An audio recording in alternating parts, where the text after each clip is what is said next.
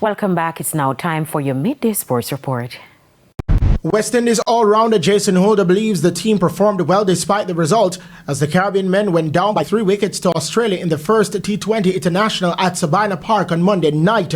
Holder praised the top-order batsmen but thought that the total was a few runs short. As I said, we still have a few positives in the game to look at. I thought Roston batted well, Shea batted well.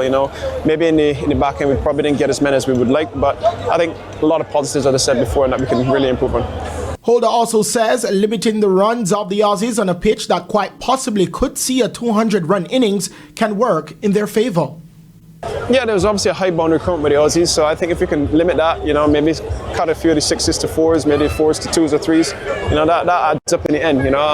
Having said that, I think our execution could be better, and if we execute better, I think that those margins could come a little bit. Set 190 to win, the Aussies got to their target with 7 balls to spare as Cameron Green with 51 off 26 and Deviton Mitchell Owen 50 off 27 top scored for the visitors.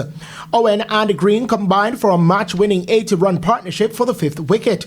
Gudakesh Moti 2 for 28, Jason Holder 2 for 32 and Alzari Joseph 2 for 29 were the pick of the Windies bowlers. Batting first, the Windies, who were cruising at 159 for 2 after 15.3 overs, lost 6 wickets for just 30 runs to be held to 189 for 8. Roston Chase top scored with 60 from 32 deliveries, while Shea Hope made 55. The two shared in a 91-run second wicket partnership after Brandon King fell for 18. Shemron Hitmar, 38, was the only other batter to reach double figures.